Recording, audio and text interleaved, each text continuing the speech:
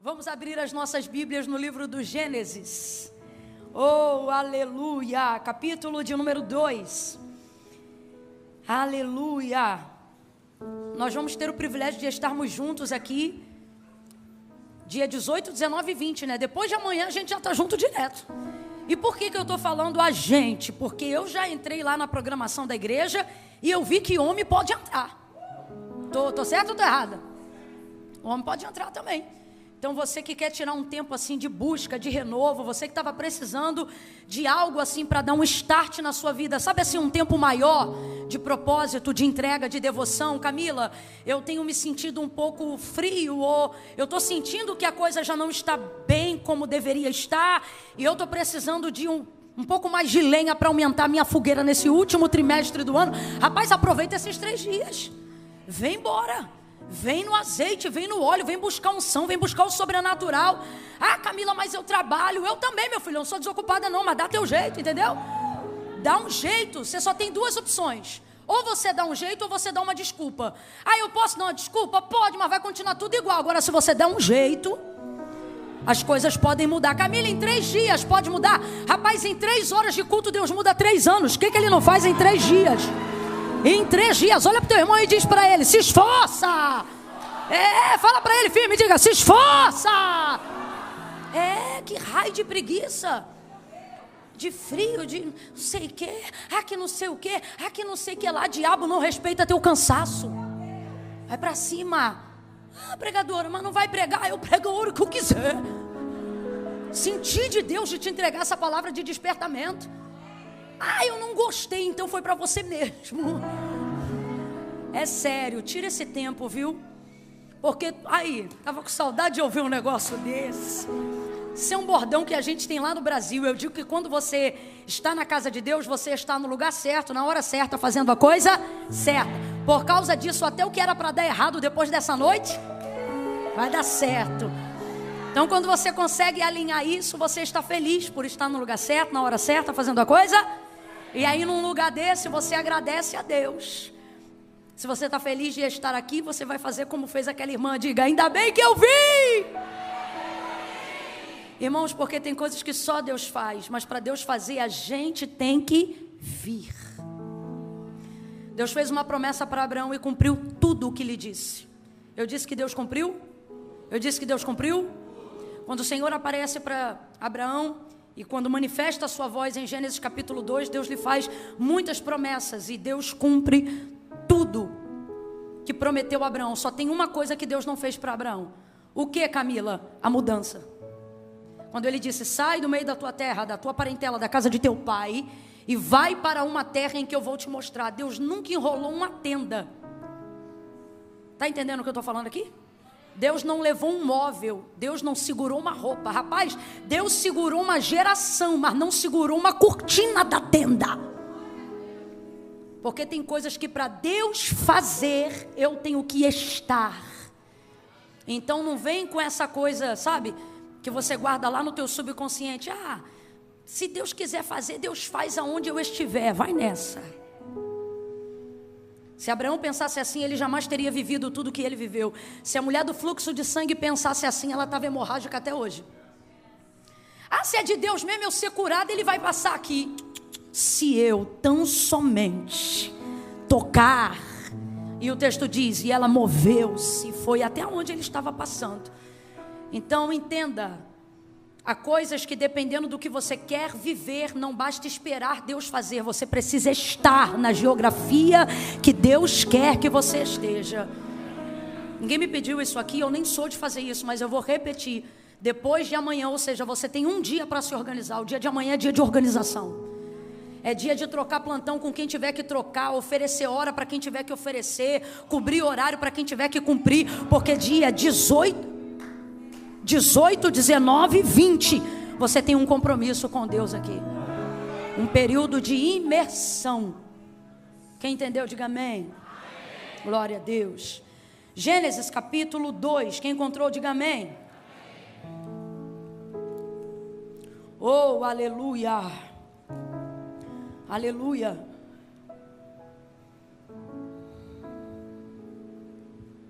Versículo 18 em diante. Oh, glória.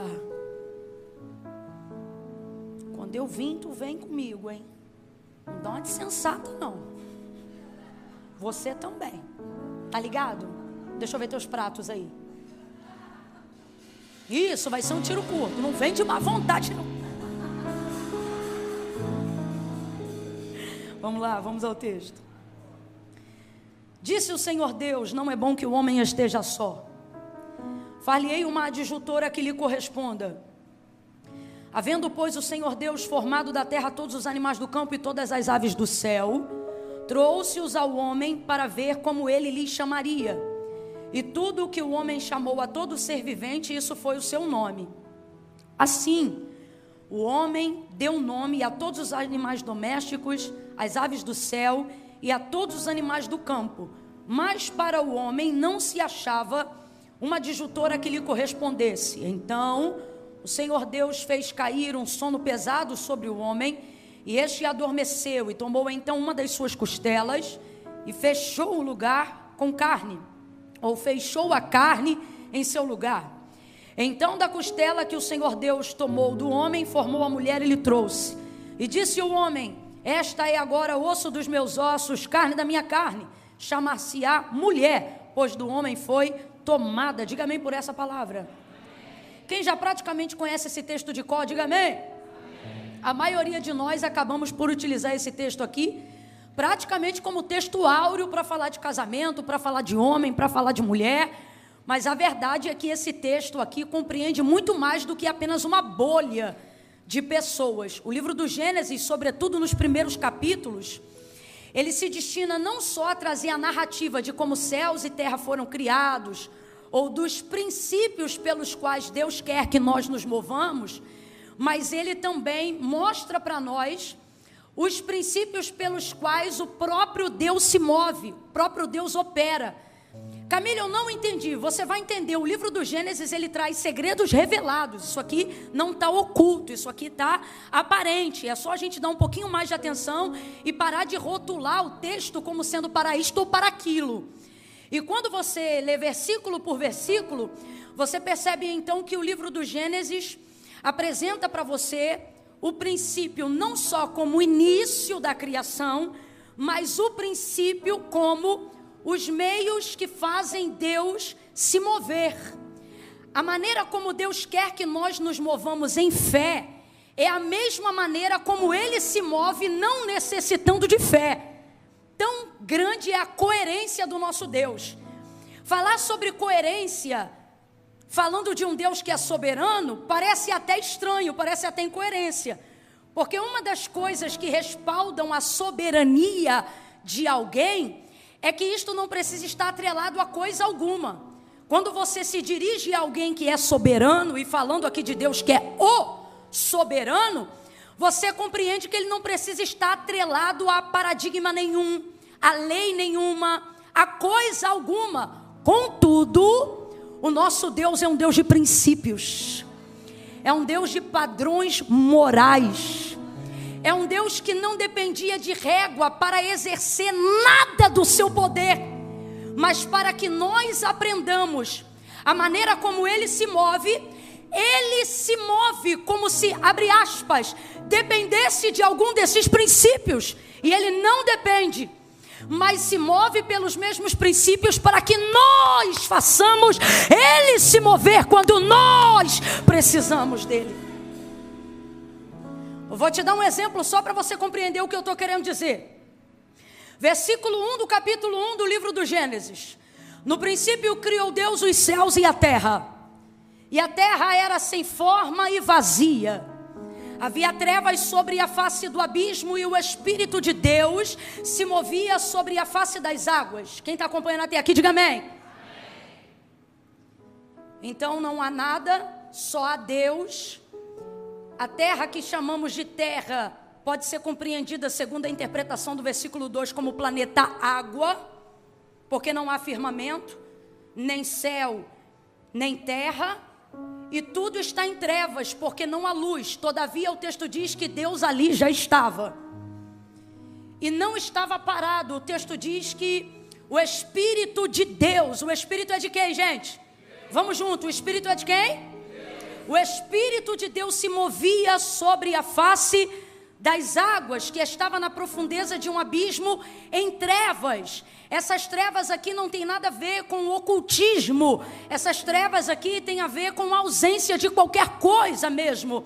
Abre um parêntese, é válido até dizer, as maiores trevas não são aquelas que estão ligadas a nenhum tipo de encantamento, são aquelas que estão ligadas ao limbo da ignorância, de onde não há conhecimento, palavra onde não há nada. E o Espírito de Deus está se movendo ali. Agora eu quero que você raciocine comigo.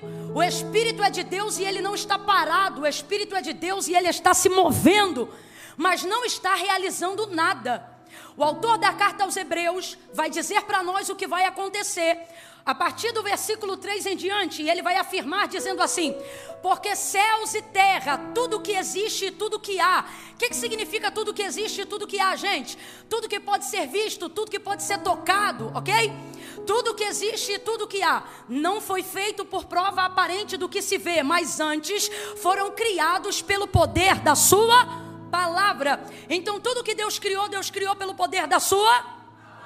O texto diz que o Espírito de Deus está presente e está se movendo, mas ele não faz nada. Eu vou repetir a terceira vez: está presente, está se movendo, mas ele não faz nada. Ele não faz nada. Agora vejamos, o nosso Deus, que é todo poderoso, poderia ter criado tudo que existe, tudo que há: universo, sol, lua, estrelas, terra, oceanos, mares, animais, tudo que existe, tudo que há. Ele poderia ter criado sem dizer nenhuma palavra, sim ou não? Deus poderia ter criado tudo no fruto de uma inspiração. Imagine que quando ele inspira, ele imagina, e quando ele respira, ele solta e tudo apareceria. Poderia ou não poderia? E num estalar de dedos, Deus poderia ter criado tudo, sim ou não? Sim, ele é soberano, ele é todo poderoso, mas veja o texto.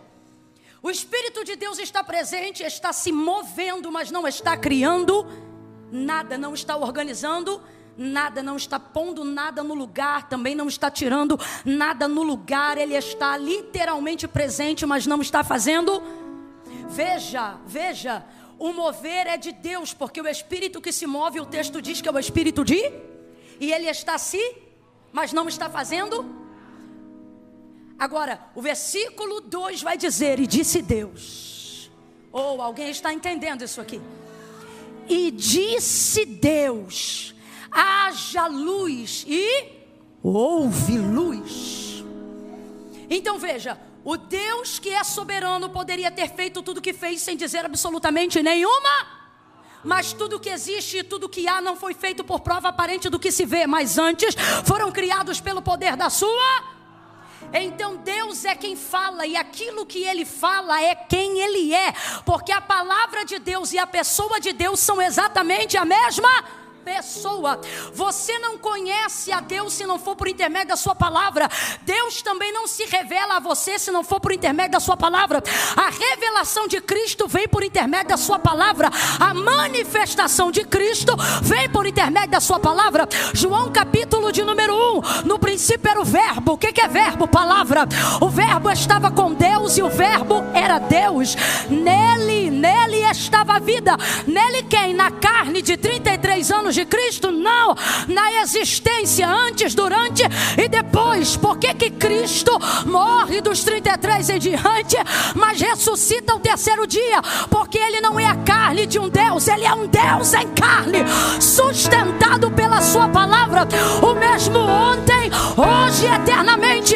A palavra não morre, a palavra subsiste, a palavra é viva, ela é eficaz, mais penetrante do que qualquer espada de 2 gumes.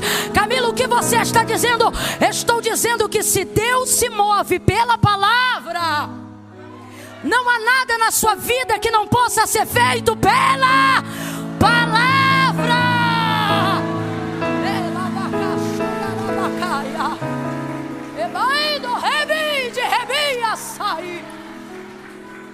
Você não precisa de tudo que acha que precisa para chegar aonde tem que chegar.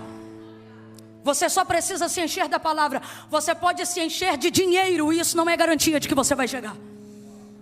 Você pode se encher de recurso, e isso não é garantia de que você vai chegar.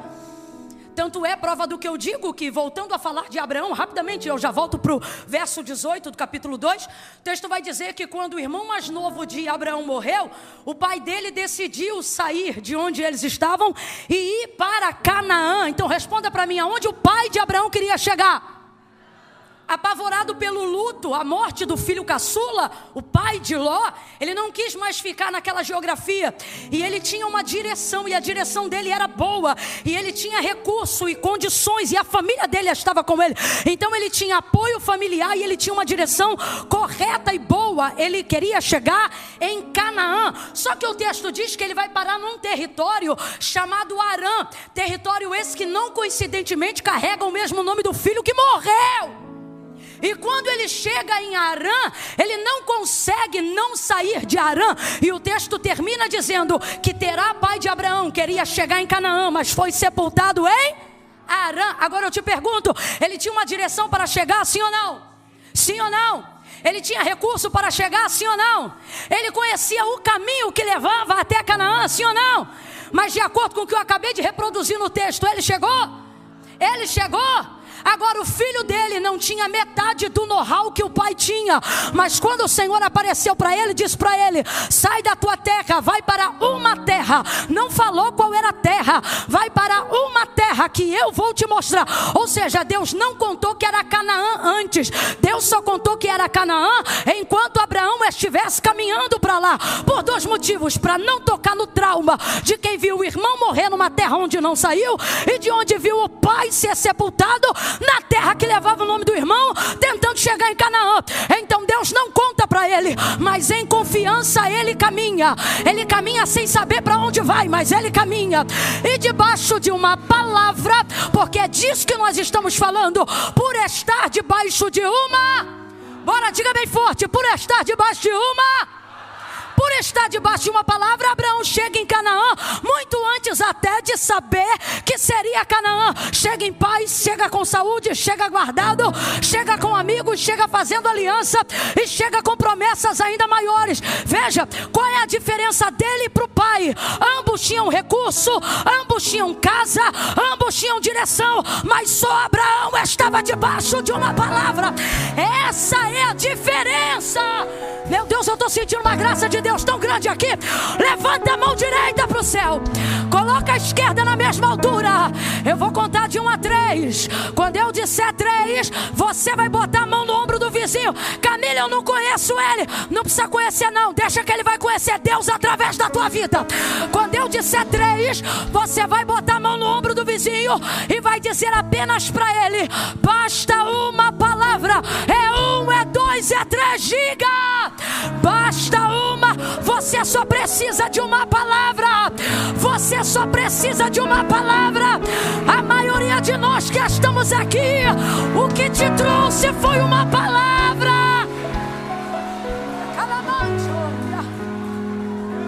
Uma palavra. O que você tem? Eu tenho uma palavra. Aleluia. Eu acho isso maravilhoso. A palavra de Deus se manifesta no processo e não no resultado. A palavra de Deus se manifesta. A oportunidade da palavra de Deus desabrochar na nossa vida não é no resultado, é no processo. É por isso que quem foge do processo não vive o resultado da palavra de Deus. Porque a palavra de Deus, você notifica ela no fim, mas você vive ela no meio, no processo, no rolo. Olha para o teu irmão e fala para ele: é no rolo. Fala, é no rolo. Diz assim, ó, é no embrólio. É no embrólio. É nesse pega para capar aí. É nesse rolo que tu diz: meu Deus, não é possível. E Deus está dizendo: minha palavra vai se cumprir no meio desse caos. É no meio desse rolo. Volta para o capítulo 1 e a gente encerra no capítulo 2. Então veja, Deus está presente, está se movendo, mas não está fazendo nada. Eu não estou dizendo que Camila está presente, eu não estou dizendo que a Devec está presente. Eu estou dizendo Deus em pessoa, em espírito. Rapaz, é o Espírito de Deus. Ele está presente, está em movimento, mas não está transformando nada. Eu vou falar de um jeito que a gente que é pentecostal, a gente pode dizer. Se fosse outra pessoa, ia parecer que estava querendo bater na gente. Mas como é a gente, e eu estou para ver alguém, mas...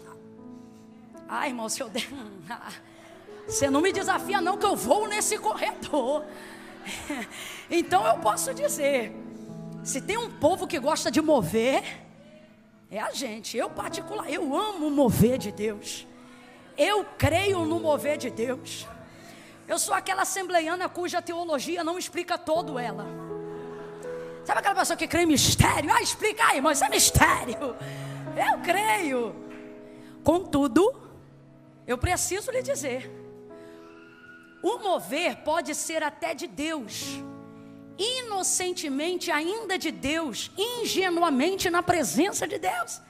Eu estou falando categoricamente aqui que o mover pode ser até de... Mas irmãos, o mover não transforma nada. O que transforma é a...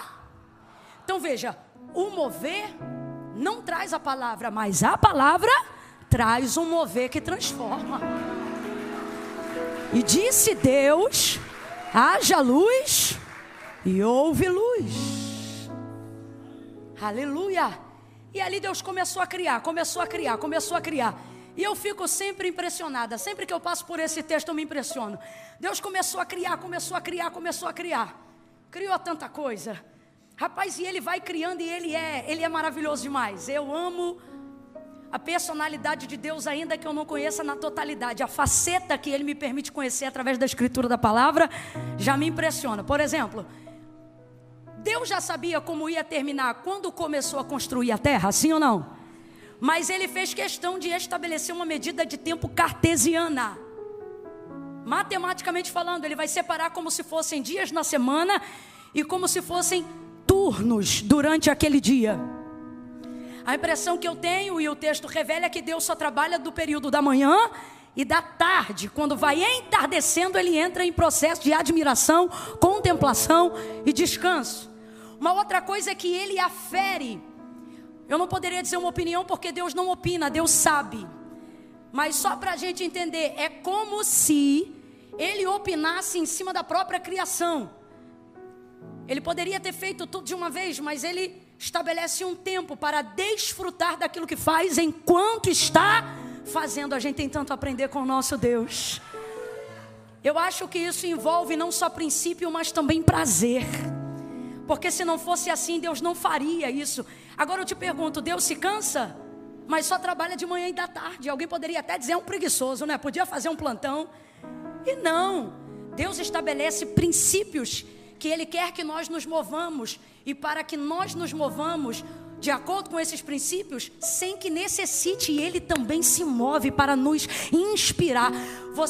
O seu maior ato devocional de adoração a Deus não está em você dizer glória ou aleluia, está quando você decide imitá-lo. Então por isso Ele age dessa maneira, porque o que Ele mais quer te inspirar não é a louvá-lo com a boca, mas a louvá-lo com a vida, expressando imitação a Ele.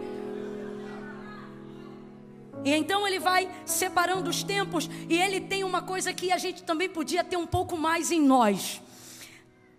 Ele vai fazendo e Ele começa a criar. Foi tarde, manhã do segundo dia. E a partir do terceiro dia, quando as coisas começam a ganhar alguma forma, é tão interessante porque nem Deus se elogia no início. O início é difícil realmente para todo mundo. Nem Deus, pode olhar o texto de Gênesis 1 em casa. Nem Deus começa dizendo e viu que era bom no início. Ele só começa a dizer que viu que era bom do terceiro dia para frente. E você aí mal começou e já está dizendo, não está bom, isso não vai dar certo. E Deus está dizendo, rapaz, nem eu, arquiteto da criação. E você aí mal começou a estudar, já está chateado que a nota não é boa. Mal começou inglês, já está dizendo que não vai aprender a língua. Deus está dizendo, rapaz, nem eu entrei nessa. E aí do terceiro dia para frente, você vai perceber que Ele começa a terminar e Ele afere a própria criação, dizendo assim, e viu Deus que isso era bom. Então é demais isso aqui, porque Ele olha o que está fazendo Ele viu o que fez, vamos lá, sol, lua, estrelas, firmamento e tal. Aí ele, é bom, hein? Imagine, né? Ele falando sobre a própria obra. Se a gente está na hora, a gente ia dizer, tu se acha, hein? E certamente ele responderia, não me acho, eu sou. Veja, e aí ele está criando tudo. E então nós vamos ver por pelo menos 5 vezes o texto reproduzindo. Deixa eu contar para ver se eu não falo besteira aqui. 1, 2, 3, 4, 5, exatamente isso. A partir do versículo 11 até o versículo 25, 5 vezes. Ao terminar a parte de cada processo da criação, o texto diz que Deus determina sobre aquilo que ele acabou de criar, dizendo assim, era bom. Então o texto vai transcrever dizendo, e viu Deus que era bom. Vamos fazer isso 5 vezes para a gente não esquecer. E viu Deus que era primeiro, foi tarde e manhã. Cadê? Do segundo dia. E viu Deus que era. E viu Deus que era. E viu Deus que era. Viu Deus que era. Viu Deus que era. Enquanto Deus faz, ainda não terminou, mas ele diz, Agora, o versículo 31 do capítulo 1 é encerramento, acabamento, fechou a obra. Versículo 31. E viu Deus que tudo, agora acabou, agora não é mais processo, é resultado, porque tudo que Deus começa, Deus termina. E viu Deus que tudo quanto tinha feito era, dá uma olhada aqui, viu Deus que tudo quanto tinha feito era muito bom.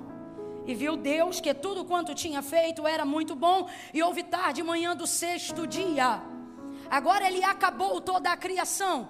E ele diz, agora não é bom. Você percebeu a diferença?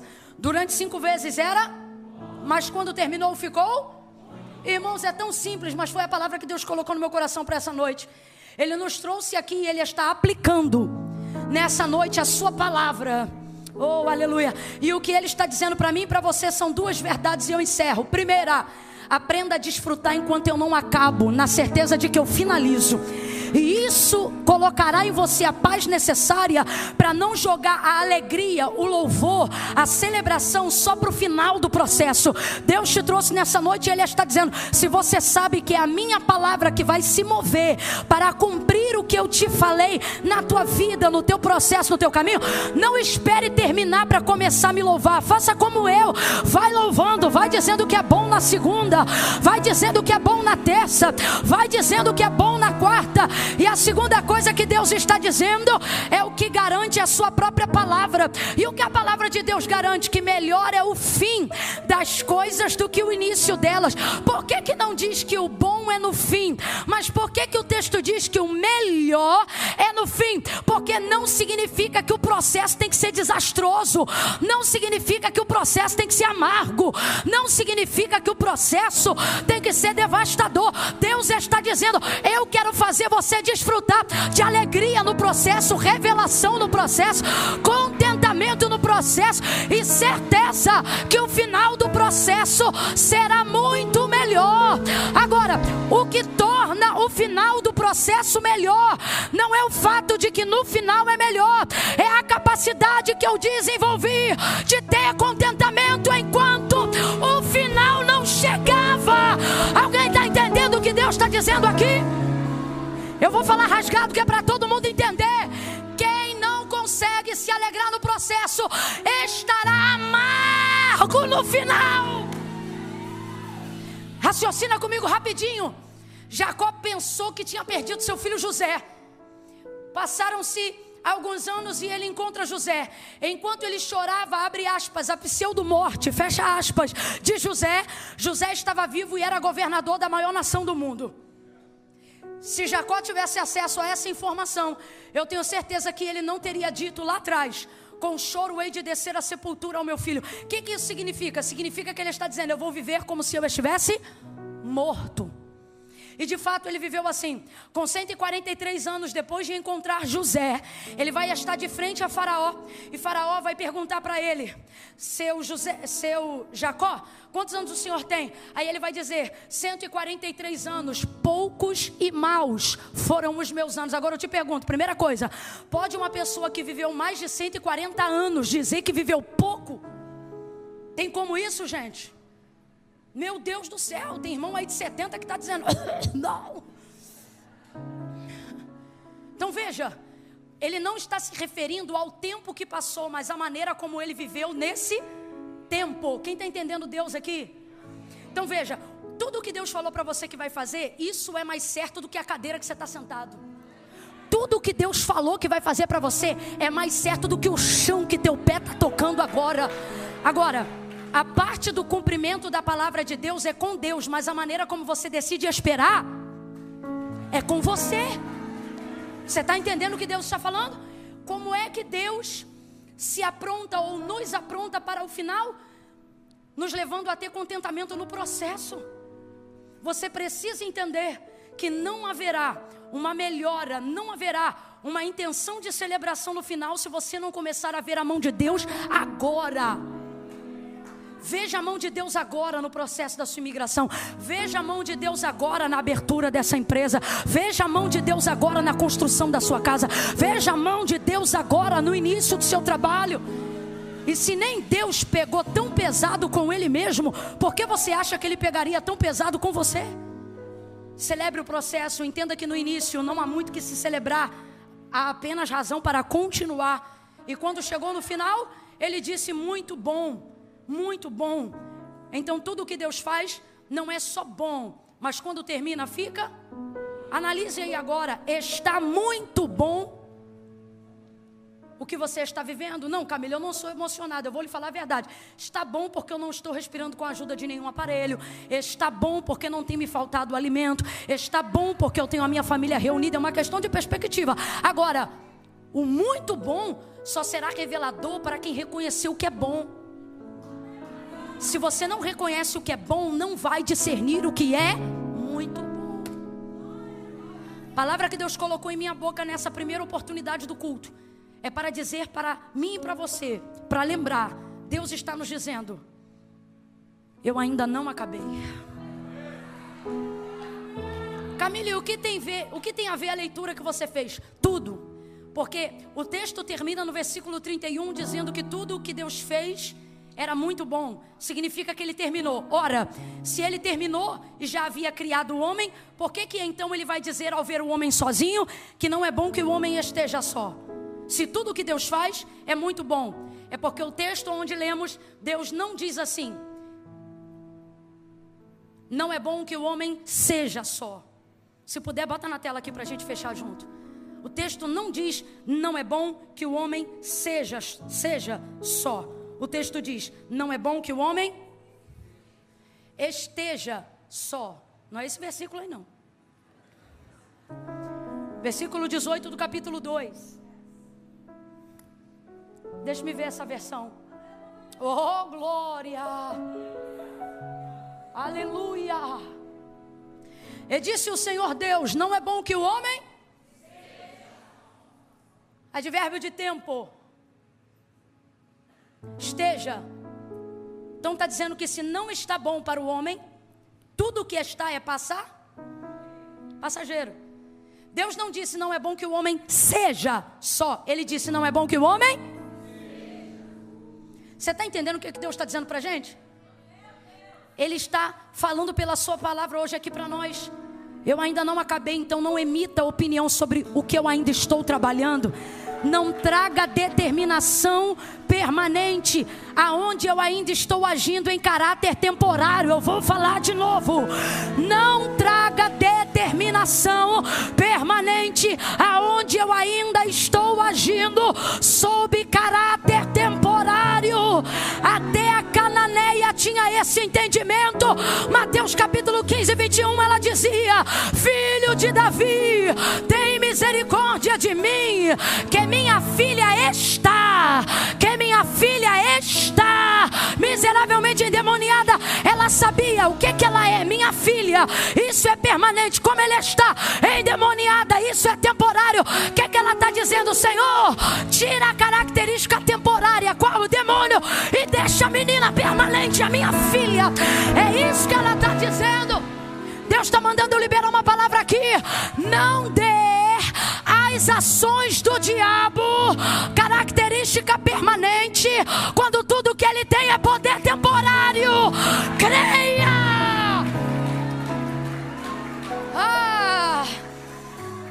Não é bom que o homem esteja. Aí lá pra frente, eu encerro aqui. Lá pra frente, o texto vai dizer que todavia procurava uma mulher, mas não se achava. Irmãos, quem é que está procurando a mulher? A gente fica na dúvida, é por isso que você não responde, porque a vida toda a gente leu isso como se Deus estivesse procurando. Deus não procura o que não existe. Quem está procurando é o homem, e ele só passa a procurar depois que Deus dá a ele o encargo de dar nome aos animais. Então ele percebeu que o leão tem a leoa, o tigre tem a tigresa, e assim sucessivamente. Todavia para o homem não se achava. Ele só percebeu que não tinha quando via que os outros tinham. E ele via que ninguém era equivalente a quem ele era. E isso começou a gerar nele a necessidade de ser correspondido. Rapaz, isso aqui é tão bom que dá vontade da gente sair falando mais uns 2, 3 dias disso. Mas eu não vou falar não, o que é para agora é agora, engole aí. Mas veja, vamos ao que Deus confiou no meu coração. Então quem está procurando é o homem. Deus não está procurando isso não. Só para você ter noção, quando o homem percebe que está tendo falta disso, é lá para o versículo 20. Eu não sei quanto tempo passou do 18 para o 20. Não sei, o cara está catalogando a criação. Tu acha que faz isso em 24 horas? É ruim, hein, meu irmão? E aí nesse tempo de intervalo entre o 18 e o 20, enquanto ele vai catalogando a criação, ele percebe que não tem equivalente para ele. E é aí que ele descobre que tem falta de. Agora lá no 18, quando Deus criou ele, Deus já criou com o probleminha embutido. Camila, eu não entendi, vai entender que eu vou falar rasgado. Deus está dizendo assim: quando tu identifica o problema, eu já estou trabalhando na solução, ó. Há muito tempo. Ei, se eu fosse você, eu glorificava a Deus pelos problemas aqui agora. Porque Deus está dizendo: quando você identifica o problema, é que eu te faço entender que eu já estou nessa solução.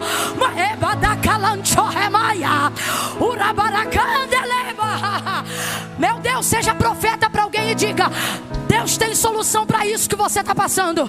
Deus já tem solução para isso que você está passando. Deus já tem solução. Ei, Deus já tem solução para esse filho drogado. Deus já tem solução para esse vício. Deus já tem solução para essa depressão. Deus já tem solução para esse burnout.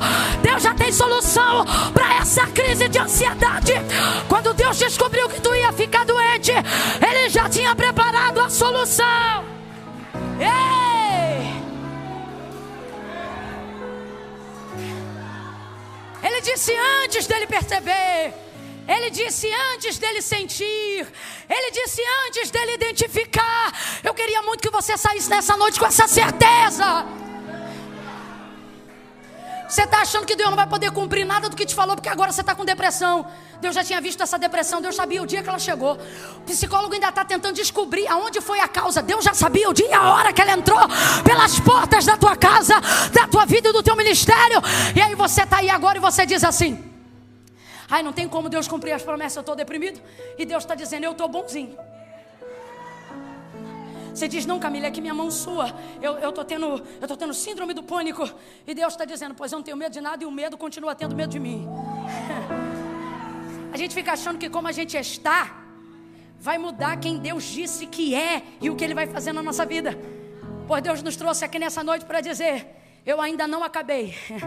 E quando eu terminar, você vai ver que vai ficar melhor do que tá. Vai ficar melhor do que tá. Se tiver profeta na casa, catuca 2 ou 3 e diz assim para ele: levanta, porque vai ficar melhor do que tá. Levanta. Bota ele de pé e diz: levanta. Levanta, porque vai ficar melhor do que tá. Bota ele de pé. Bota ele de pé e diga para ele: celebre, celebre durante, celebre durante. Deus está trazendo solução para questões que para você é novidade, mas para ele já são problemas solucionados. Oh, aleluia! Dê um grito de aleluia. Tire um tempo de júbilo. Glorifique e exalte. Senhor, nós confiamos em Ti. Confiamos na Tua mão poderosa. Confiamos na palavra que o Senhor liberou sobre a nossa casa, sobre a nossa igreja, sobre o nosso bairro, sobre a nossa cidade, sobre a nossa geografia. Confiamos na palavra que o Senhor determinou sobre o nosso DNA, sobre o ministério que o Senhor nos confiou. Deus, nós confiamos na Tua palavra. Nós nos reunimos aqui nessa noite de quarta para dizer que muitos não vieram porque dependem do carro, dependem do cavalo, dependem do cavaleiro. Uns encurvam-se e caem, mas nós estamos aqui porque fazemos menção do Teu nome, fazemos menção da Tua palavra. Como Pedro, nessa noite nós nos dirigimos em oração a Ti, para dizer a verdade para o Senhor. Não estamos aqui porque somos altruístas, ainda não conseguimos isso. Estamos aqui porque reconhecemos que dependemos do Senhor para tudo. Para quem iremos nós, se só Tu tens palavra de vida eterna? Senhor, o Teu servo pastor Eduardo vai subir agora. Continue ministrando ao nosso coração a Sua palavra. Que nessa noite nós possamos sair daqui com um arsenal da Tua palavra. Que nessa noite nós possamos sair daqui munidos de palavra. Que nesta noite, se Satanás vier por um caminho, por 7 ele fuja da nossa presença. Identifique que sobre nós está a Tua palavra. Que caiam gigantes, que derrubem muralhas. Que o mês de outubro não seja o mês do Halloween, será o mês do aleluia. Aleluia, aleluia, aleluia, aleluia. Que possamos sair daqui debaixo de palavra. Senhor, faz-nos renascer de novo naquela fé de que quando não tínhamos $1 no bolso, ministrávamos sobre os boletos a Tua palavra, erguíamos os contratos no invisível e dizíamos: Senhor, é de Ti, Tu recebe, Senhor, volta a colocar em nosso coração a primazia, o desejo de ouvir a Tua voz, de saber o que Tu sabes, de conhecer o que Tu queres que conheçamos a Tua vontade. Fala conosco, porque foi a Tua palavra que fez Abraão chegar. Foi a Tua palavra que colocou José sobre o trono. Foi a Tua palavra. Tua palavra move reis e reinos. Continua falando conosco. Senhor, nós queremos lhe dizer nessa noite que nós não estamos fastiados de ouvir a Tua palavra. Nós não estamos enjoados de ouvir a Tua palavra. Não, não, não. Quem está comigo nessa oração, diga não. Não, não estamos, Senhor. Nós queremos mais. Mais de Ti, mais. Continua nos direcionando, nos dando resposta. É o que nós aguardamos, é o que Te pedimos, é o que suplicamos. Estenda a sua mão e aguarde receber mais. É o que nós oramos, Pai, em nome de Jesus. Quem concorda, diga. Diga.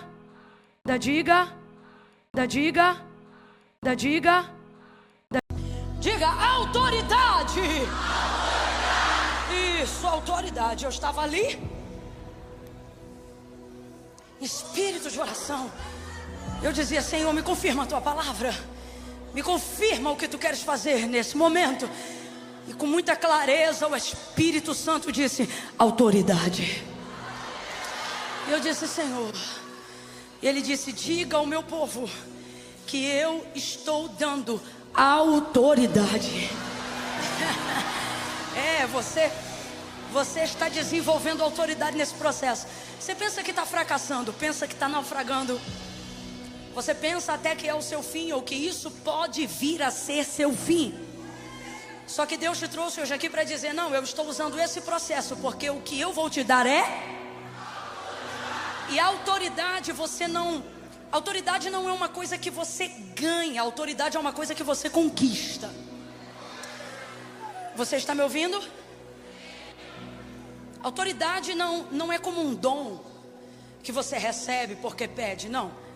Autoridade você não ganha, autoridade você conquista, você desenvolve. E o que é autoridade? Direito de exercer poder. Isso é autoridade, direito de exercer poder. Não estou exercendo poder porque eu quero, senão isso só faria de mim uma pessoa autoritária. Isso não determinaria a minha autoridade. Não suportamos pessoas autoritárias. Por quê? Porque a vida delas é uma incoerência ao que elas ordenam. E se autoridade é direito de exercer poder, tal autoridade só pode ser adquirida se tal poder for vivido. E esse poder, para ser vivido, ele precisa ser experimentado para ser provado como poder. Eu vou te dar um exemplo. O texto diz que quando Jesus ministrou na sinagoga, criou um alvoroço e todo mundo ouvia ele falar. E então, do lado de fora, os que não tinham ouvido ele ministrar começaram a perguntar como é que era que ele pregava, sobre o que ele falava. Afinal, estava tão cheio e tanta gente o seguindo e o amando e reconhecendo que ele tinha poder, né?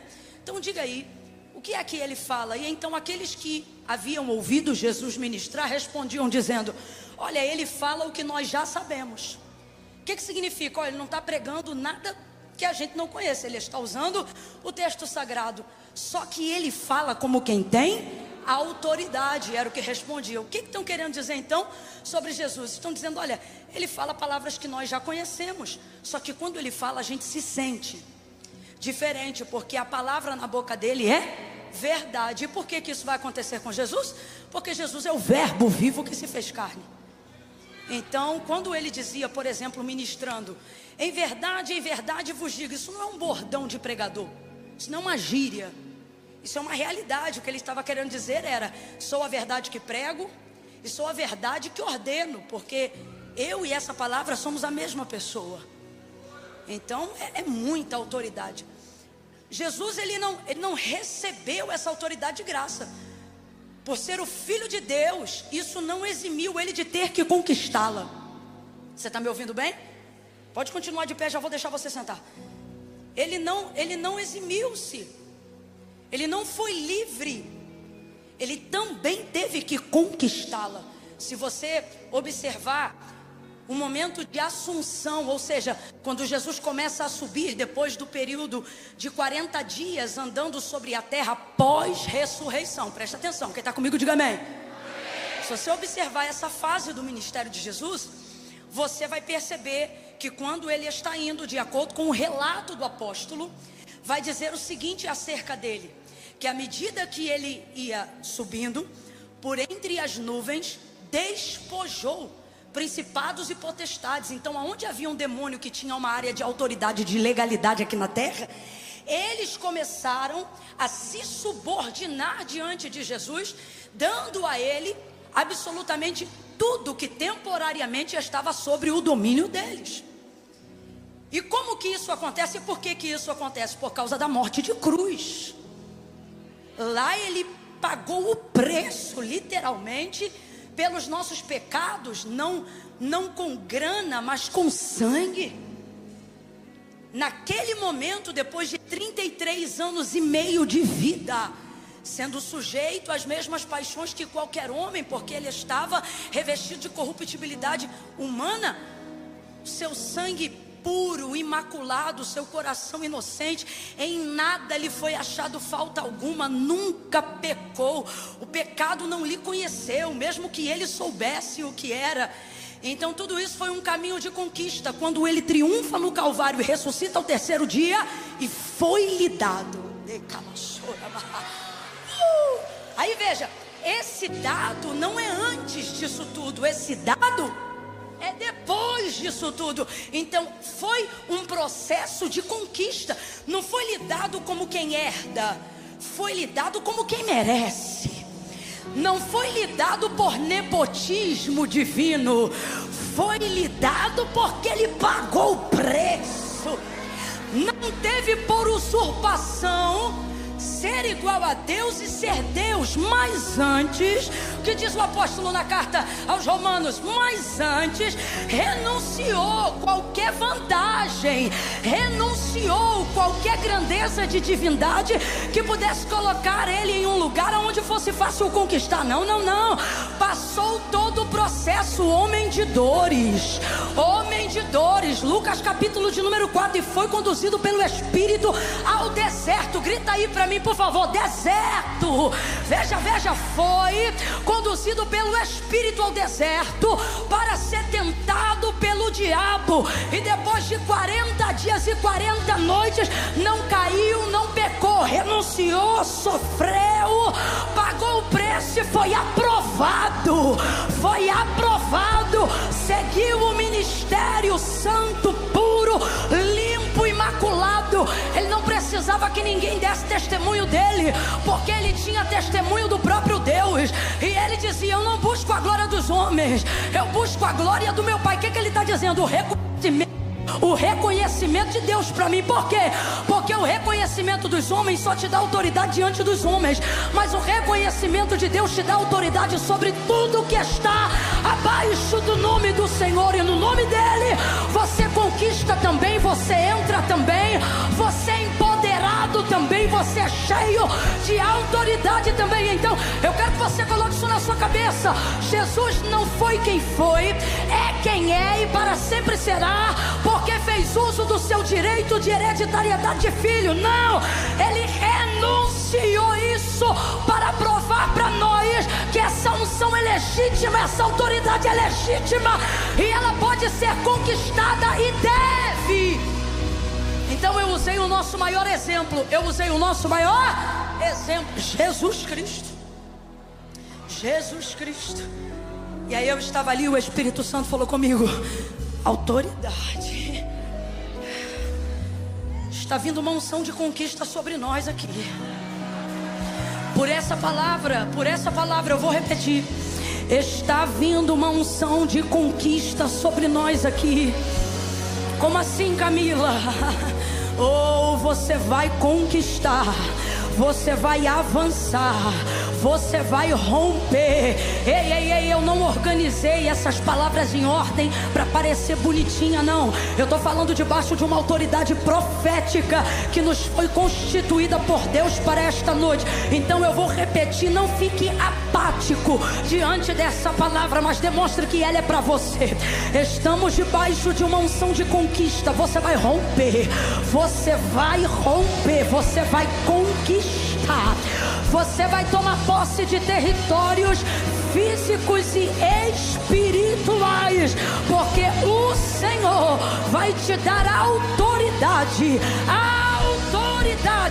à medida que você avança. Conquiste.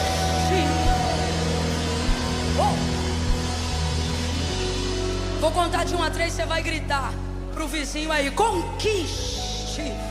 Eu não contei até 3 ainda, e sem ansiedade Jesus te cura. No 3, é 1, é 2, é 3, diga: conquiste. Senta repetindo: autoridade. Senta sussurrando, autoridade. Autoridade.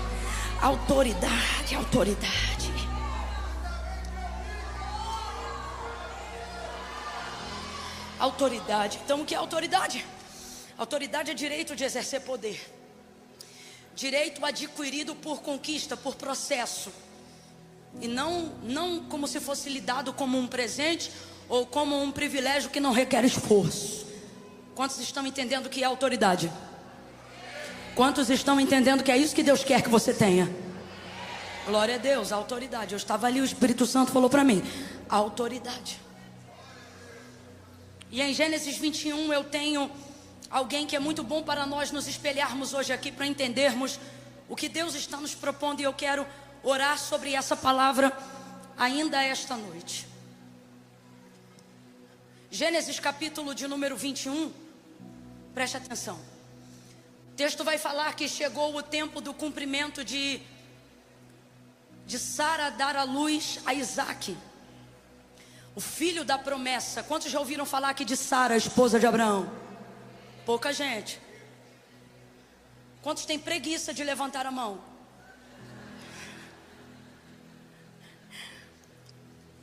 Então veja, Sara, esposa de Abraão, recebe uma promessa. Abraão recebeu essa promessa. O filho da promessa se chamava Isaque. Ele é o filho da aliança.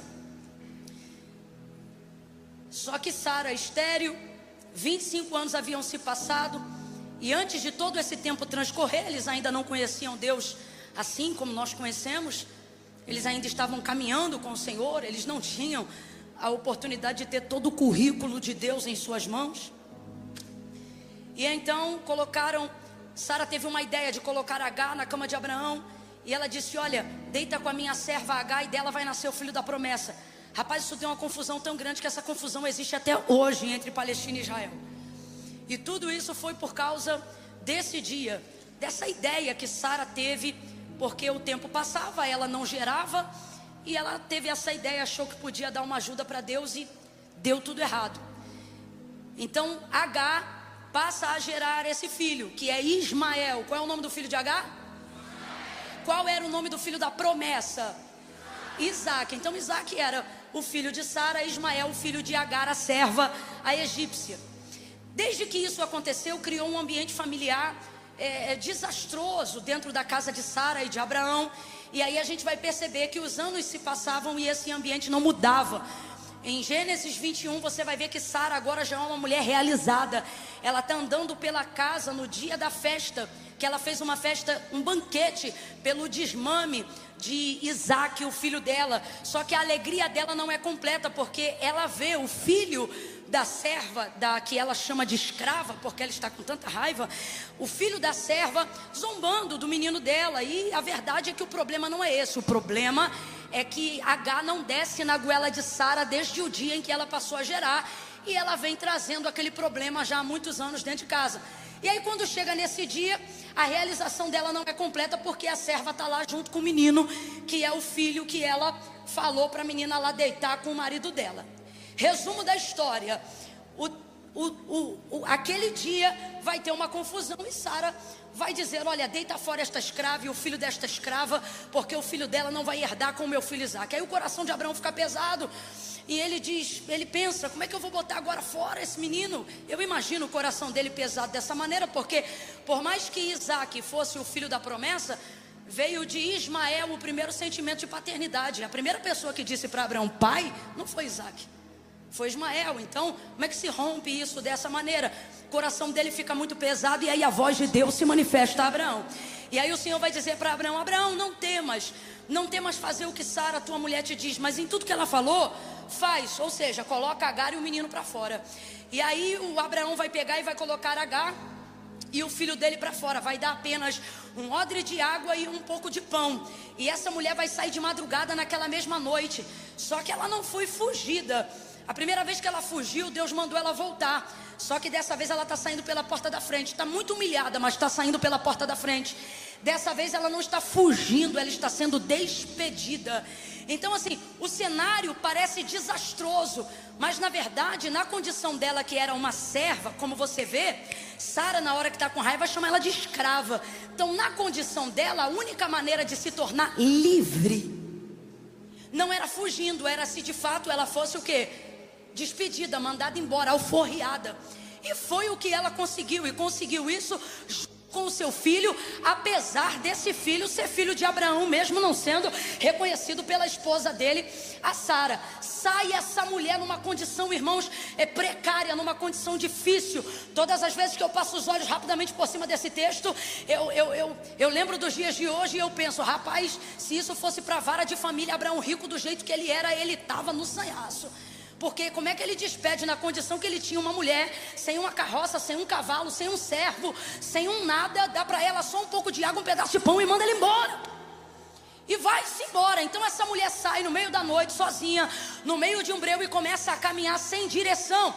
Na verdade, Agar está vivendo o maior momento de libertação da sua vida, porque aparentemente quando ela sabia para onde ia e podia ir para qualquer lugar, a verdade é que no final ela nunca estava indo para lugar nenhum. Ela estava sempre sendo obrigada a acompanhar alguém, porque ela era uma escrava e estava presa à família de Abraão. Agora hoje, nesse dia que ela vai embora, ela está no pior cenário por um lado, mas no melhor cenário por outro. Você tem que entender que existem coisas das quais Deus permite que sejam usadas contra nós, e aparentemente por um momento parece que aquilo é o pior cenário da nossa vida, mas é a única maneira de Deus promover a liberdade que de outra forma jamais seria conquistada. Se isso não acontecesse com Agar, ela ia ser rica, mas ainda ia ser escrava. Ela ia ter empregada, mas ainda ia ser escrava. Ela ia estar morando numa tenda maravilhosa, mas ainda ia ser escrava. Então não era o que ela tinha, era quem ela era. E ela nunca podia ser, mesmo que tivesse tudo que a casa de Abraão pudesse dar para ela. E por que não podia? Porque nada do que ela tivesse mudaria uma condição. Qual? Para sempre ela seria escrava. Só que neste dia ela sai sem nada, mas sai com tudo.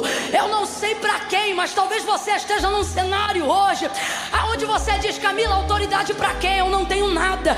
E Deus está dizendo: você não tem autoridade sobre o que você tem, se primeiro não tiver autoridade sobre quem você é. Você primeiro precisa ser livre. A autoridade emprestada não é autoridade, é concessão. Livre, sai ela com esse menino, vai andando errante pelo caminho. Por quê? Porque aparentemente ela não tem direção, ela não sabe para onde vai. E às vezes quando não sabemos para onde nós estamos indo, de tão desprovido de recursos e até mesmo, por que não dizer, de emoções saudáveis, às vezes é o momento que nós estamos mais leves para sermos conduzidos pela mão de Deus. Você sabia disso? Porque você não está pondo nada à prova. A direção que Deus te der, você vai aceitar. Você não sabe para onde vai? O que Deus mandar você fazer, você faz. Por quê? Tu não tem mais nada a perder. E aí você fica leve, fica um instrumento leve e de fácil manuseio na mão de Deus. Para onde o vento de Deus te soprar, você vai. Então H pensa que está perdida. Completa para mim, por favor. H pensa que está completamente, mas não está. Ela está sendo guiada. Porque o Senhor vai dar para Abraão, não deu para ela, mas deu para Abraão uma garantia dizendo: pode mandar ela embora, porque em razão do menino ser tua semente, eu vou cuidar desta serva e do filho dela. Agora eu te pergunto, ele falou isso com ela? Não, mas falou com Abraão. Então veja, ela está sendo guiada por Deus e não sabe. Ela me faz lembrar agora a Arca de Noé, que não tinha. Como é que é o nome daquele negócio que o marinheiro usa para virar o timão? A Arca de Noé não tinha timão.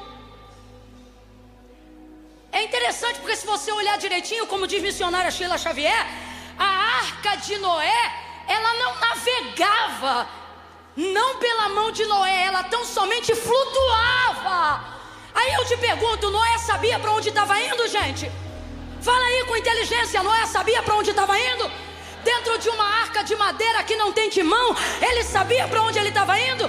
Não, mas diga para mim, ele repousou direitinho no Monte Ararat, como se fosse estacionado por um carro com baliza e cone. Então diga para mim, mais uma vez eu vou perguntar, ele sabia para onde ele estava indo? Mas ela estava sendo guiada pelo vento de Deus, pelas águas de Deus, pela corrente de Deus o tempo todo. Você se olha agora e você pensa: Camila, minha vida parece sem rumo, minha vida parece sem direção. Só parece, porque nessa noite você está no lugar certo, na hora certa, ouvindo a palavra certa. Então nisto eu vejo que Deus está te guiando. Deus está te guiando. E este caminho que parece perdido, este deserto que parece sem rumo, estas vias por quais você tem passado, vias emocionais que você não tem controle, vias financeiras que você não tem controle, vias familiares que você não tem controle, Deus está dizendo: e não tem mesmo, porque desta vez o mapa não está na tua mão, mas você está na minha. Não, falar de novo. Deus está dizendo: o mapa não está na tua mão. E quando o mapa não está na tua mão, é porque você está na minha mão. Diz o Senhor: você vai chegar, você vai passar. Vai passar pelo escuro, vai passar pelo medo, vai passar por angústias, tristezas, dores, dissabores. Olha para quem está do teu lado e diz: está passando. Não, olhe para ele, deixa eu explicar melhor. Diga assim: você está passando. Fala, diga: você está passando. Ela vai passando. Pelo que ela vai passando? Irmão, tem coisa que ela vê, tem coisa que ela não vê. Porque a mulher foi despedida de noite, no meio da madrugada, ela foi indo e foi passando. E você acha que ela sabe por tudo que ela está passando? Eu tenho certeza que passou bicho do lado dela que ela não viu, passou bicho que ela viu, passou momentos que não passou ninguém. Ixi, tanta coisa deve ter acontecido nesse caminho de peregrinação, aonde só Deus sabe onde ela vai parar. Resultado: o dia amanhece, ela já caminhou muito, está parada agora em um lugar. Ela não sabe que lugar é esse, ela só percebe que é nítido, ela está num deserto. Onde H parou? Bora, onde H parou? Parada nesse deserto agora. O menino começa a chorar, a água do odre acabou. E ela pensa: vou morrer. E o menino não para. Ela olha para o menino e pensa: o menino vai morrer também. Para que eu não veja o menino morrer, escute, para que eu não veja o menino morrer, eu vou colocar ele debaixo de um arbusto e vou me distanciar dele, Aí ela pega o menino, coloca ele debaixo de um arbusto, e o menino chorava. O texto diz que o menino... E ela não queria ouvir a voz do menino chorando. Rapaz, se mãe ouve menino chorar, até quando o menino não chora. Às vezes a mãe está num estado, o menino está no outro. Ela: menino, parece que eu ouvi fulano me chamando, parece que eu ouvi o choro do menino. Então ela teve que manter uma distância considerável, uma distância longa. Diga assim comigo: uma distância longa. Para você não perder, diga: uma distância longa. E aí a palavra de Deus vai utilizar um termo na escrita para aferir distâncias longas. E aí o que H vai colocar, ou o que vai ser colocado no texto sobre o quanto H se distanciou de Ismael, porque ela pensava: eu vou morrer, mas o menino, que é menino, vai morrer primeiro. Então, para que eu não veja o menino morrer, vou me distanciar dele. Aí o texto diz assim, ó: e distanciou-se dele cerca de um tiro de arco. De um tiro de arco. Arco de quê, gente? De flecha. Então é um arco sendo entesado. Puxa, e o mais apertado que você consegue puxar, solta. Basicamente é essa a distância que H toma do menino. Para que eu não veja o menino morrer, coloca ele embaixo e se distancia cerca de um tiro de arco de flecha. Gênesis 21. E aí a gente vê que essa medida para aferir distâncias, ela é rara na Bíblia. Poucas vezes você vai ouvir isso. Você vai ouvir por pelo menos 3 vezes tiro de pedra. E distanciou-se cerca de um tiro de pedra. Vai ver, por exemplo, Jesus fazendo isso para orar com os discípulos. E distanciava-se dele cerca de um tiro de pedra. Um tiro de pedra é uma distância mais curta. Então, tiro de pedra é a medida utilizada para aferir uma distância, que ainda é distância, mas é uma distância mais... É raro alguém distanciar-se tanto de alguém cerca de um tiro de arco, de flecha. Foi a medida da distância que H tomou desse menino. Porque ela pensa: o menino vai morrer. Então, para que eu não veja o menino morrer, para que depois eu também não morra, distanciou-se dele. Eu quero que você guarde isso. Distanciou-se dele quanto? Qual é a medida? Quanto? Pronto. H está nesse momento do deserto pensando: estou desesperada, vou morrer. Só que ela está passando por esse deserto.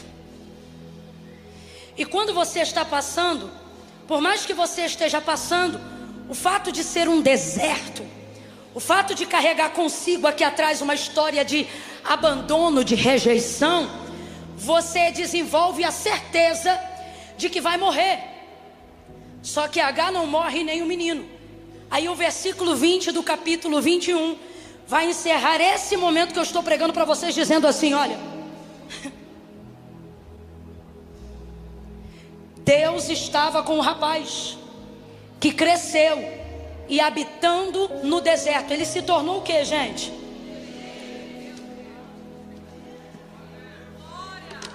Então preste atenção, eu encerro aqui para a gente orar. Há uma ânsia no meu coração para orar sobre essa palavra.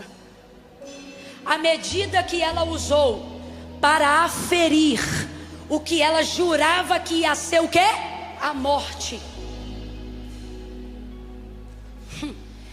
Foi a especialidade.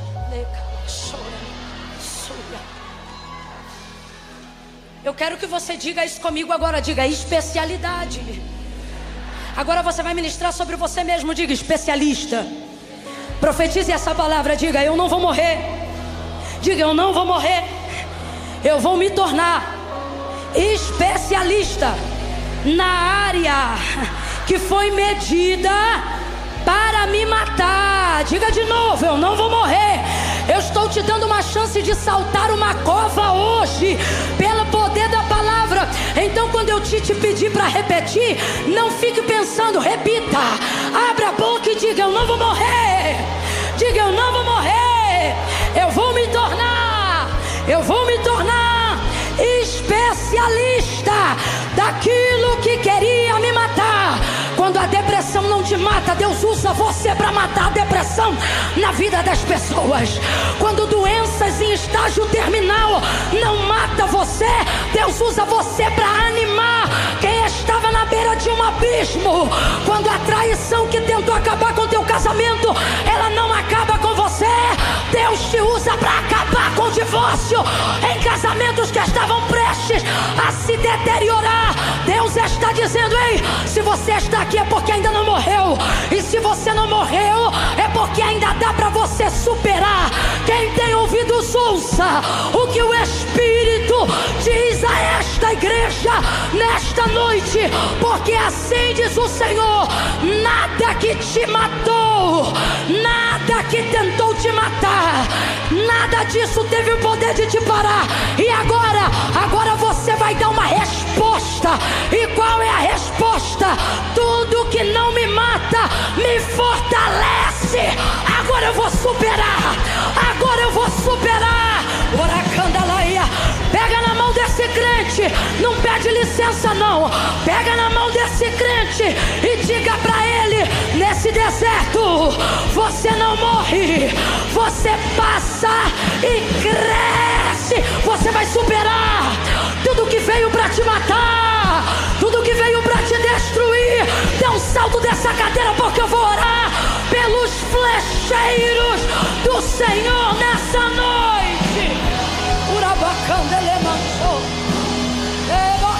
Dá teu grito de vitória. Oh glória, eu estou vivo. Veja, me ouça com atenção para que possamos orar debaixo dessa palavra. Me ouça.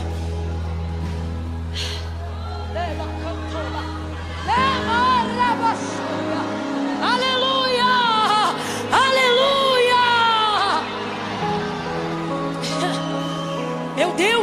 Meu Deus.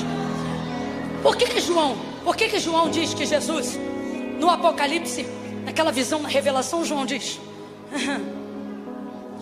que ele tem a chave do inferno e da morte? Porque você só tem autoridade. Escute isso. Eu tenho que falar isso que é para você entender como é que você tem que entrar nesse fevereiro. Presta atenção. Você lembra que eu disse? A autoridade é dada ou conquistada? Bora! É dada ou conquistada? Estufa esse peito, vai pra cima! A autoridade não é dada, a autoridade é conquistada, adquirida, tomada. O reino do céu não é dado. O reino do céu não é dado. Jesus disse no dia que João Batista morreu: o reino do céu é tomado. E é tomado como? Bora! Esse comportamento de culto via osmose me irrita. Por isso que entra, sai e não muda nada. Porque tá tudo aqui, mas você não pega, você não toma. Tem que ir pra cima. Ei, pra cima.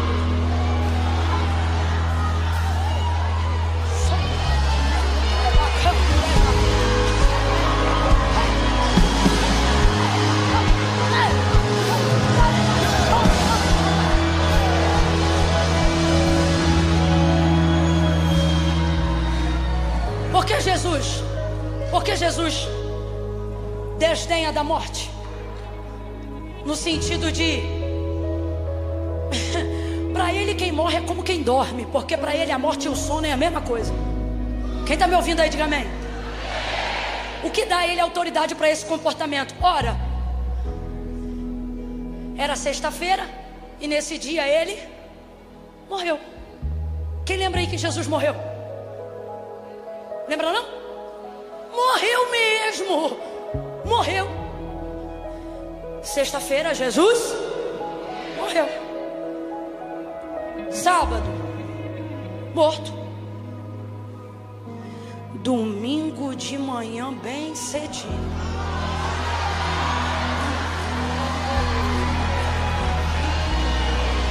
os anjos vão dizer a Maria: porque procura aquele que vive, porque procura aquele que vive, porque procura aquele que vive entre os mortos. Ele não está aqui, Maria, ele não está aqui, porque ele já ressuscitou. Porque Jesus tem autoridade sobre a morte. Não é porque ele passou, não é porque a morte, isso aqui vai ficar maravilhoso porque vai dar para ser compreendido perfeitamente. Não foi a morte que passou por ele, foi ele que passou por ela. Camila, faz diferença? Faz diferença. Sabe isso que você está passando? Essa depressão que você está passando, essa dificuldade financeira que você está passando, essa crise conjugal que você está passando, essa frieza espiritual que você está passando, essa tentação que você está... Eis aí a grande questão. Você está... O que isso significa? Imagine aqui agora todo esse território a percorrer. Se eu ficar parada, é Ele que passa por mim. Mas se eu atravessar e não parar de caminhar, sou eu que estou passando por Ele. E no mundo espiritual eu estou dizendo: você não passa por mim, sou eu que passo por você. E enquanto eu passo, eu sinto frio, fome, sede, calor, mas sou eu que estou passando. Enquanto eu passo, eu sou moído, envergonhado, humilhado, mas sou eu que estou passando. Jesus na sexta-feira é moído, cuspido, caluniado, mas é Ele que está passando. No sábado, há trevas sobre a terra, os discípulos estão com medo e Ele está passando. Ele está passando. Ele está entendendo? Pare de achar que esse deserto vai te matar. Deus está dizendo: Ele não passa por você, é você que passa por Ele. Passa por Ele, passa por Ele.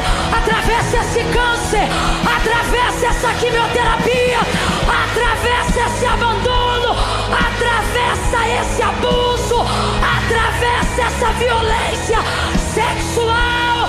Ela não passou por mim, eu vou passar por ela. Eu vou ser mãe independente dela, eu vou ser esposa independente dela.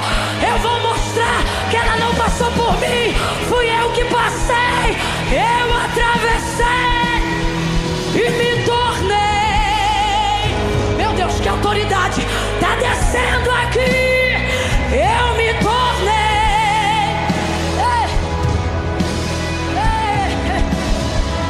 Eu me tornei.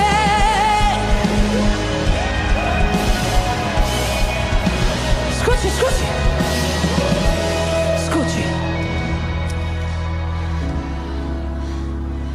Na casa de Abraão, é o filho bastardo, por mais que seja filho. Na casa de Abraão, é a escrava, por mais que more numa excelente tenda. No deserto não tem tenda, mas também não tem chacota. Em Berseba, o texto não diz o que eles têm. Em Berseba, o texto diz quem eles se tornaram.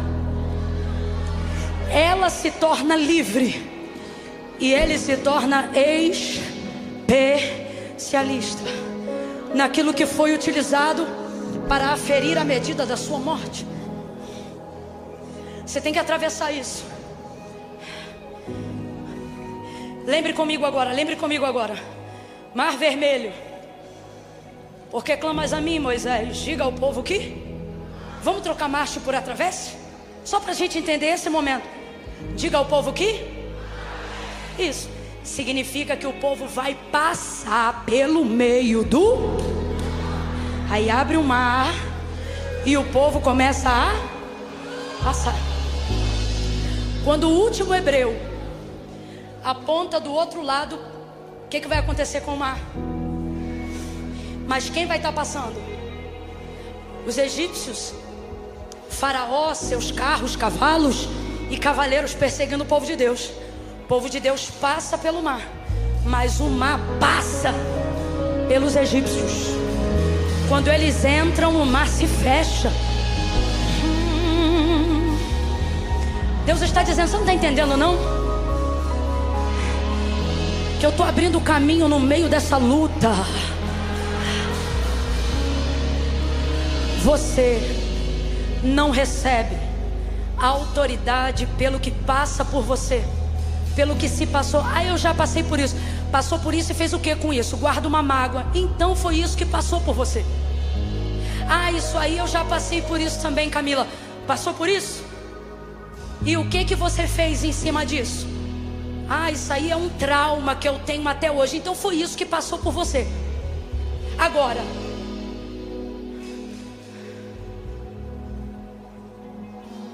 você se tornou uma autoridade nessa área que um dia você foi esmagado. Pobre de maré desci, família desacreditada, hoje é um empresário. A pobreza não passou por você, foi você que passou pela pobreza. Você se tornou alguma coisa. Família disfuncional deu tudo errado, mas hoje você construiu a sua. Então não foi a família disfuncional que passou por você, foi você que passou por ela e se tornou alguém de família. Eu quero que você entenda isso. Você tem que sair daqui hoje dizendo: estou passando pelo que eu estou passando. Não é para eu morrer, é para eu ter autoridade. Porque quando eu falar disso aqui, vai ter manifestação de poder. Porque eu não estou falando do que eu ouvi, eu estou falando do que eu venci. Eu quero orar por você que está passando por uma situação que até o dia de hoje você pensou: eu não vou aguentar. Só que Deus te trouxe hoje aqui para dizer: você vai passar. E o que era usado para medir sua morte vai se tornar a sua área de especialização, de sucesso, de triunfo. Se tem alguém aqui assim, levante a mão agora. Mão direita para o céu. Mão direita para o céu. Mão direita para o céu. Você vai fechar os olhos e vai abrir a boca. Não vai olhar nem para a direita nem para a esquerda. Fecha os olhos, abre a boca. E você vai começar a rogar ao Senhor: Senhor, a área da minha vida que está me esmagando, que está difícil, é essa, é a finança, ou é a família, ou é a vida espiritual. Escolha uma coisa. Eu estou te dando uma direção. Receba autoridade em cada área, uma de cada vez. Escolha uma área para conquistar agora. Agora, vai. Se é maternidade, diga: Senhor, eu preciso conquistar meu filho. Se é na empresa e nos negócios, Senhor, eu preciso conquistar autoridade financeira, empresarial. Me dá governo na área dos negócios. Se é espiritual, Senhor, eu preciso vencer minhas batalhas espirituais, minhas batalhas. Apresente uma coisa. Eu estou dando aqui opções, mas eu quero que você pegue aquela que está te desafiando, a que faz você pensar em desistir. Coloque ela agora em oração. Vamos embora, não abaixe essa mão não. Não abaixe essa mão não. Não abaixe essa mão não.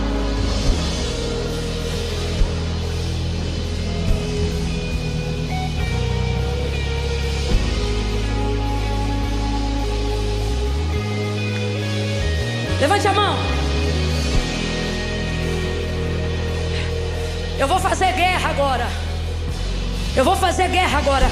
Eu não tenho autoridade em todas as áreas, mas eu tenho em algumas delas. E se tem uma coisa que Deus me deu autoridade, é para vencer algumas batalhas espirituais. Então eu vou pedir algo agora. Você vai tentar manter um nível como esse que você está batendo agora, mas sem prato e mais tambores. Eu vou elevar minha voz, mas você não eleva a bateria. Você vai manter esse nível. Levanta a mão. Ah, Camila, vou ficar sentado aqui recebendo. Desculpa, eu não vim guerrear por você. Eu vou orar agora por aqueles que querem conquistar. Camila, eu não quero que ninguém vá por mim, não. Eu só quero que Deus me capacite para que eu vá. Eu quero que Deus me dê graça para que eu passe por isso, sem murmurar, sem pecar, sem me desviar. Levante essa mão, apresenta para Ele. Se é finança, se é espiritual, vambora, vai. Coloca aí uma coisa. Se é vício, coloca aí uma coisa. Pai, em nome de Jesus, eu oro agora, em nome de Jesus. Não é no meu nome, é no teu nome.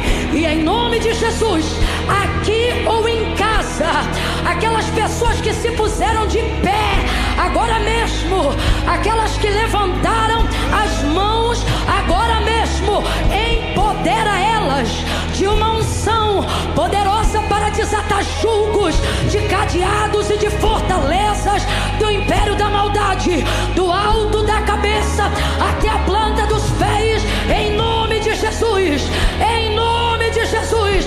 Empodera ele, empodera ela pela força do teu Espírito Santo, de dentro para fora. Eu não sei qual é o deserto, se é financeiro, se é espiritual, se é familiar, se é emocional, mas cuida dele como tu cuidou de Agar, cuida dele como tu cuidou de Ismael, e faça ele neste tempo, neste ano ainda, se tornar a autoridade nessa área que quis humilhá-lo, a autoridade nessa área que quis deprimi-la, a autoridade nessa área que quis destruí-lo.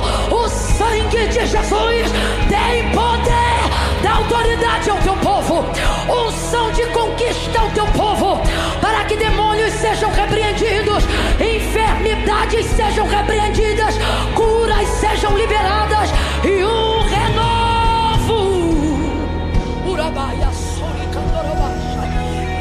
Um renovo. Renovo espiritual.